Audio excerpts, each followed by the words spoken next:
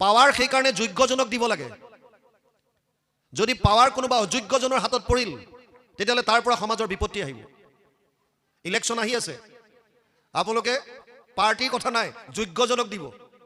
যিজনক জানে যে এইজনক পাৱাৰটো দিলে এওঁ আমাৰ হৈ কাম কৰিব, সেইজনক দিয়ক। কোন পাৰ্টিৰ কি কথা পিছৰ কথা। বিচাৰিলে হে ঋষিবৰ মোৰ পিয়াহ লাগিছে, পানী দিয়া। ঋষিয়ে গম নাপালে। পৰীক্ষিতৰ খং উঠিল আৰু খঙৰ ভমকত ওচৰতে এডাল মৰা সাপ আছিলে, সেই সাপডাল ধনুৰ অগ্ৰভাগে নি পৰীক্ষিতৰ সমীক মুনিৰ ডিঙিত পেলাই দিলে। ওচৰতে কেইটামান পিতেকৰ লগৰ শৃংগী মুনিৰ লগৰ ল'ৰাই খেলা ধূলা কৰি আছিল। সিহঁতে দেখা পালে আৰু কিছু নিলগত থকা শৃংগী মুনিক, সমীকৰ পুত্ৰ শৃংগী, তাক ক'লে গৈ তোৰ দেউতাৰৰ ডিঙিত ৰজা এজনে সাপ এডাল দি থৈ গ'ল। শৃংগীয়ে ভাবিলে মোৰ দেউতাৰ ডিঙিত যিহেতুকে সাপ দিলে, দেউতাক চাগে খুটিলে, ইতিমধ্যে দেউতাৰ মৃত্যু হ'ল। গতিকে সিও নভবা নিচিন্তাকৈ ৰজাজনক অভিশাপ দি দিলে, সপ্তম দিৱসত তোক তক্ষকে দংশক, বিষ বহনি লাগি তোৰ শৰীৰ ভস্ম হওক। সাপ দিলে, 7 দিনৰ দিনা তোক তক্ষকে দংশন কৰিব আৰু তাৰ বিষ বহনি লাগি তোৰ শৰীৰ ভস্ম হ'ব। তাৰপাছত বাপেকৰ ওচৰত আহি যেতিয়া কান্দিবলৈ ধৰিলে, বাপেকৰ ধ্যান ভংগ হ'ল, চকু খুলিলে আৰু ডিঙিত এডাল সাপ থকা দেখি পেলাই দিলে। কোনে কৰিছে এইটো কাম? পিতেকে ক'লে যে এজন মহাৰাজ আহিছিল আৰু সেইজনে এই সাপডাল তোমাৰ ডিঙিত দি গ'ল, ময়ো তেওঁক সাপ দি দিলোঁ, 7 দিনৰ দিনা তক্ষকে দংশন কৰিব। ৰজা ধ্যানমগ্ন হৈ, ঋষিজনে ধ্যানমগ্ন হ'ল আৰু গম পালে যে সেইজন আন নহয় পৰম বৈষ্ণৱ পৰীক্ষিত। পিতেকক ক'লে তই অল্প কাৰণত ইমান ভয়ংকৰ শাস্তি দিব নালাগিছিল। পাৱাৰ সেইকাৰণে যোগ্যজনক দিব লাগে। যদি পাৱাৰ কোনোবা অযোগ্যজনৰ হাতত পৰিল তেতিয়াহ'লে তাৰ পৰা সমাজৰ বিপত্তি আহিব। ইলেকশ্যন আহি আছে, আপোনালোকে পাৰ্টিৰ কথা নাই, যোগ্যজনক দিব। যিজনক জানে যে এইজনক পাৱাৰটো দিলে এওঁ আমাৰ হৈ কাম কৰিব, সেইজনক দিয়ক। কোন পাৰ্টিৰ কি কথা পিছৰ কথা। পাৱাৰত অহাৰ পাছত যদি জানে যে ই পাৱাৰ পোৱাৰ পাছত আমাৰ যে কয় চিকাই বৰচাং ঢুকি পালে, তাৰপিছত আপোনালোকৰ ফালে নচোৱা হ'ব, সেইজনক দি লাভ নাই। সমীক মুনিয়ে কৈছে যে মই বৰ ভুল কাম কৰিলোঁ, তোক এইটো পাৱাৰ দি পেলাই। পিতেকক কৈছে, শৃংগীক তই ইমান অকণমান কথা এটাত এনেকুৱা ভয়ংকৰ শাস্তি দি দিলি, পাৱাৰ আছে বুলিয়ে। পাৱাৰ আছে বুলি আৰু অপব্যৱহাৰ কৰিব নাপায়। তথাপিতো এজন শিষ্যক পঠাই দিলে ৰজাৰ ওচৰলৈ। ৰজায়ো ঘৰলৈ যোৱাৰ পিছত অনুতপ্ত হ'ল, মই কি কৰিলোঁ এয়া? মই কৃষ্ণৰ এজন পৰম ভক্ত হৈ ঋষিজনৰ ডিঙিত কিহৰ কাৰণে মৰা সাপ দিলোঁ? মোৰ মনটো কি হৈ গ'ল? চিন্তা কৰি থাকোঁতে এজন শিষ্য আহি পেলাই ক'লেহি যে মহাৰাজ, আপোনাৰ প্ৰতি ভয়ংকৰ এটা অভিশাপ হৈছে, 7 দিনৰ দিনা আপোনাক তক্ষকে দংশন কৰিব, গতিকে যি ইচ্ছা আপুনি কৰক। পৰীক্ষিতৰ মনত বৈৰাগ্য ভাৱ আহিল। দুজন মানুহে মৃত্যুৰ আগজাননী পাইছে। এজন হৈছে কংস।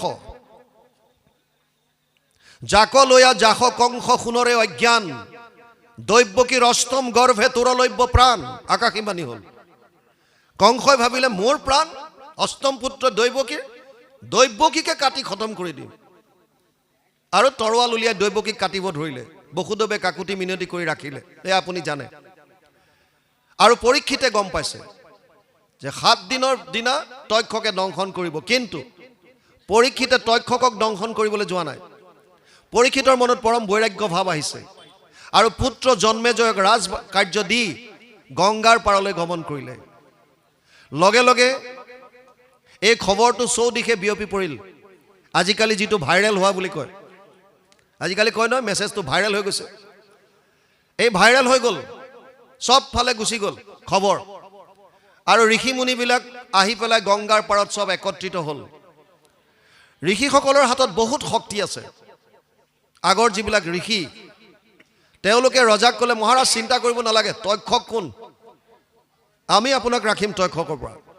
পৰীক্ষিতে ক'লে মোক ৰক্ষা কৰিব নালাগে, যদি পাৰা তেতিয়াহ'লে এটা প্ৰশ্নৰ উত্তৰ দিয়া। কি প্ৰশ্ন? মৃত্যুমুখী মানুহে কি কাম কৰা উচিত? কাৰণ পৰীক্ষিতৰ 7 দিনত মৃত্যু হ'ব। সেইকাৰণে প্ৰশ্ন কৰিলে যে মৃত্যুমুখী মানুহে কি কৰা উচিত অন্তিম সময়ত। এতিয়া তাতো আকৌ বিভিন্ন ঋষিৰ বিভিন্ন মত। কোনোবাই ক'লে যাগ যজ্ঞ পূজা পাতল কৰা এই 7 দিন, কোনোবাই ক'লে নাই তপ তীৰ্থ কৰা, কোনোবাই ক'লে বলি দিয়া, কোনোবাই ক'লে ধ্যান ধাৰণা কৰা, পৰীক্ষিত সন্তুষ্ট হ'ব পৰা নাই। সেই সময়তে পৰাশৰ নাতি ব্যাসৰ পুত্ৰ শুকদেৱ এই সভালৈ আহিল। অহাৰ লগে লগে সমস্ত ঋষিমুনি থিয় হৈ দিলে। শুকদেৱৰ এনেকুৱা পাৱাৰ, শক্তি, তেওঁক সকলোৱে সন্মান কৰে, আনকি নিজৰ বাপেক আৰু ককাকো থিয় হৈ দিছে।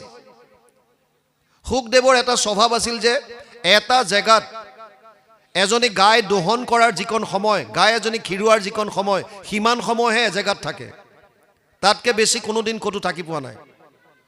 ভিক্ষা খুজিবলৈ যায়, ভিক্ষাম দেহি, কিমান সময় ৰ'ব? গাই এজনী খীৰাবৰ কাৰণে যিমানকণ সময় লাগে, বছ, তাৰপিছত তাৰ পৰা ওলাই গুচি যায়। সেইজন শুকদেৱৰ আগমন ঘটিল। পৰীক্ষিতে তেওঁক আদৰি আনিলে, আসন দিলে, বহুৱালে আৰু প্ৰশ্নটো আগবঢ়াই দিলে। অথ পৃশ্ৰামী সংসিদ্ধিম যোগিনাম পৰমম গুৰু পুৰুষস্য য়ৎ কাৰ্যম ম্ৰিয়মাণস্য সৰ্বদা यद श्रोतव्यम यद जप्यम यद कृतिव्यम नृभि प्रभु स्मर्तव्यम भजनीयम व ब्रूहि जद व विपर्जयम। 1:19:37, 1:19:38, प्रथम स्कंध 49 अध्याय 37 और 38 नम्बर श्लोक। कले मरण समये तुमार चरणे पुछुहु गुरु सम्प्रत म्रियमान नरे सदाये की कर्म करिबे एतु लोकत। मृत्युमुखी मानुहे सदाय की काम करिब এই কথাটো উত্তৰ দিয়া। কাহাক শুনিবে কাহাক জপিবে কাহাক স্মৰিবে নৰে ভজনৰ যোগ্য কোননো দেৱতা কহিও মুত সত্তৰে। শ্ৰৱণ কীৰ্তন কৰিবাৰ যোগ্য নুহি যত যত কথা তুমি সে পৰম গুৰু মুনিবৰ আমাতো কৈ সৰ্বথা। পৰীক্ষিতৰ সিধা প্ৰশ্ন, হে শুকমুনি, মৃত্যুমুখী মানুহে কি কাম কৰা উচিত? আপুনি মই ভাবিব পাৰোঁ যে পৰীক্ষিতক সাপ দিছিল, 7 দিনৰ দিনা তক্ষকে দংশন কৰিব, গতিকে পৰীক্ষিতটো মৃত্যুমুখী। আমিবিলাকে সেয়া জানি কি কৰিম? আমাৰো 7 দিনৰ ভিতৰতে মৃত্যু হয়। সোম মঙল বুধ বৃহস্পতি শুকুৰ শনি আৰু ৰবি, এই 7 দিনৰ ভিতৰতে আমাৰো মৃত্যু হয়। গতিকে মৃত্যুমুখী আমিও। ট্ৰেইনত উঠাৰ লগে লগে এটা ষ্টেচনত নামিব লাগিব, এইটো ধুৰুপ, ইয়াৰ পৰা হাত সাৰিব নোৱাৰে। ট্ৰেইনত উঠিল যেতিয়া আপুনি এটা ষ্টেচনত নামিবই লাগিব। জাতস্য হি ধ্ৰুৱ মৃত্যু ধ্ৰুৱ জন্ম মৃতস্য চ তস্মাৎ অপৰিহাৰ্য অৰ্থে নাত্বম সূচিতুমৰ হসি। 2 অধ্যায় 27 নম্বৰ শ্লোক গীতা। হে অৰ্জুন, জন্ম ল'লে মৃত্যু নিশ্চিত আৰু মৃত্যু হ'লে পুনৰ জন্ম নিশ্চিত। ইয়াক লৈ শোক কৰাৰ কোনো কাৰণ নাই। পৰীক্ষিতে প্ৰশ্ন কৰিলে আৰু শুকদেৱে তেতিয়া ভাগৱত কোৱা আৰম্ভ কৰিছে। মূল ভাগৱত সংস্কৃত, 12টা স্কন্ধ, 335টা অধ্যায়, 18,000 শ্লোক, 5,96,000 শব্দ, 10টা লক্ষণ। অত্ৰ স্বৰ্গ বিসৰ্গ স্থানম পোষণম উতয় মনন্তৰে সমনুকথা নিৰোধ মুক্তি আশ্ৰয় 2:10:1। 2য় স্কন্ধ 10ম অধ্যায় 1ম শ্লোক ভাগৱত। স্বৰ্গ বিসৰ্গ স্থান পোষণ উতি মনন্তৰ ঈশানু নিৰোধ মুক্তি আশ্ৰয় 3য় স্কন্ধৰ পৰা লক্ষণ কোৱা আৰম্ভ কৰিছে। কোনটো স্কন্ধত কি আছে? প্ৰথম স্কন্ধ আৰু 2য় স্কন্ধ কেৱল পাতনি। 3য়ৰ পৰা ভাগৱতৰ লক্ষণবিলাক আৰম্ভ হৈছে। প্ৰথম আহিছে স্বৰ্গ। স্বৰ্গ মানে সৃষ্টি। আমি নাম গাওঁতে গাওঁ কোটি কোটি ব্ৰহ্মাণ্ডৰ হৰি অধিকাৰী। এই কোটি কোটি ব্ৰহ্মাণ্ড সৃজন কেনেকৈ হ'ল? কোনে সৃজিলে? সেয়া জানিবৰ কাৰণে 3য় স্কন্ধ অধ্যয়ন কৰিব লাগিব। 4ৰ্থ স্কন্ধ বিসৰ্গ, ব্ৰহ্মা আদিৰ দ্বাৰা সৃষ্টিৰ বিকাশ। আজি আপোনালোকৰ পাঠ চলি আছে 4ৰ্থ স্কন্ধ, পৃথুৰ জন্মৰ বিষয়ে পাঠ হৈ আছে। বেনৰ শৰীৰ মথন কৰি পৃথুক জন্ম দিছে, এই কথাটোৰ পাঠ চলি আছে, আমি যিমান দূৰ শুনিলোঁ। 4ৰ্থ স্কন্ধত ব্ৰহ্মা আদিৰ দ্বাৰা সৃষ্টিৰ বিকাশ, 4ৰ্থ স্কন্ধ। 5ম স্কন্ধ স্থান, ভূগোল আৰু খগোলৰ বিষয়ে যদি জানিব বিচাৰিছে, খগোল মানে গ্ৰহ নক্ষত্ৰৰ বিস্তৃত জ্ঞান, তেতিয়াহ'লে 5ম স্কন্ধ অধ্যয়ন কৰিব লাগিব। 6ষ্ঠ স্কন্ধ হৈছে পোষণ। ভগৱান কৃষ্ণই কোটি কোটি ব্ৰহ্মাণ্ডত ব্যাপ্তমান হৈ থকা সমস্ত জীৱক কেনেকৈ পোষণ কৰিছে।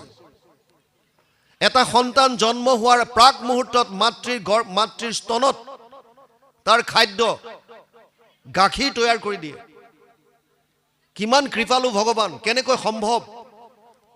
অসংখ্য জীৱ আছে, প্ৰত্যেক জীৱৰ পোষণ কৰি আছে যিজন ঈশ্বৰে। জানিবৰ কাৰণে অধ্যয়ন কৰিব লাগিব। ষষ্ঠ স্কন্ধ, অজামিল উপাখ্যান, বৃত্তাসুৰ বধ, চিত্ৰকেতু উপাখ্যান, বিভিন্ন কাহিনীৰ দ্বাৰা। সপ্তম স্কন্ধ লক্ষণ হৈছে উটি। উটি মানে বাসনা।